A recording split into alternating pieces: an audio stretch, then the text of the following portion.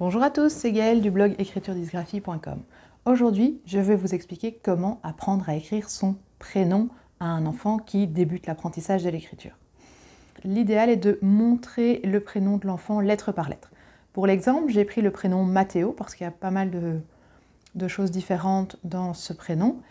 Donc, on débute, on montre la première lettre aux enfants en respectant bien la forme de l'écriture. Petite parenthèse sur les majuscules, l'idéal c'est la majuscule la plus simple possible. Ne vous compliquez pas la vie avec des formes comme ceci qui vont compliquer finalement la vie des enfants parce que c'est quelque chose de complètement différent que de l'écriture des lettres minuscules finalement. Donc un grand M de la même forme que les lettres minuscules mais juste plus grand, ça suffira.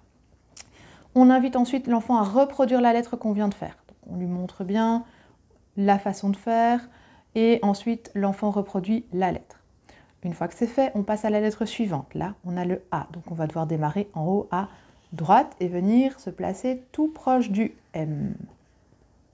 Et on termine. On invite l'enfant à reproduire. Idem pour la lettre suivante. On fait la lettre, on invite l'enfant à la reproduire. Lettre suivante, on invite l'enfant à la reproduire. Lettre suivante, on invite l'enfant à la reproduire. Et pour terminer le O, de nouveau, on commence en haut à droite, on passe près du E sans vraiment toucher et on termine comme ceci. Alors ça, c'est la première étape pour l'apprentissage du prénom, c'est de bien montrer la forme des lettres à l'enfant. Une fois que la forme des lettres sera bien intégrée, on va passer au mouvement, parce que ce que je viens de faire n'est pas correct, dans le sens où je m'arrête à chaque lettre. Or, quand on écrit, on ne s'arrête pas à chaque lettre. On continue à certains endroits et on s'arrête à d'autres. Je compare souvent l'écriture à la conduite en voiture, c'est-à-dire qu'il y a un sens. Le sens, c'est la forme des lettres. On ne va pas où on veut, comme on veut. Et il y a aussi des règles. Les règles, c'est s'arrêter quand il faut, démarrer où il faut. Et pour ça, j'utilise la technique des feux verts et des feux rouges. Je vous montre tout de suite.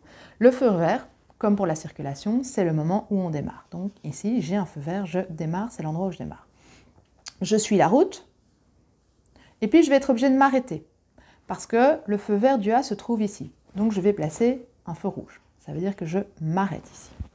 Et je redémarre au feu rouge, et attention, au feu vert, pardon, et attention à bien suivre le bon sens des oeuvres. Donc les oeuvres se forment toujours dans le sens anti-horaire, dans le sens opposé des aiguilles d'une montre. Et là, souvent, les enfants se trompent. C'est quelque chose qu'on corrige très très souvent chez les enfants. Ils partent dans le mauvais sens.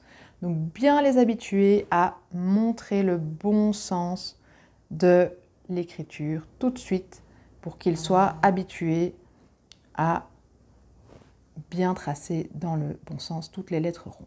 Donc, je continue. Ici, aucune raison de m'arrêter. Je continue, je ne mets pas la barre du T, j'enchaîne sur le H, je continue, aucune raison de m'arrêter. Oh, ici, je vais devoir m'arrêter car mon feu vert se trouve ici. Je vais donc placer le feu rouge ici. De nouveau, je montre bien le sens, je suis au feu vert et je pars de ce côté-là. Je ne me trompe pas de sens, je respecte le sens de la circulation des lettres.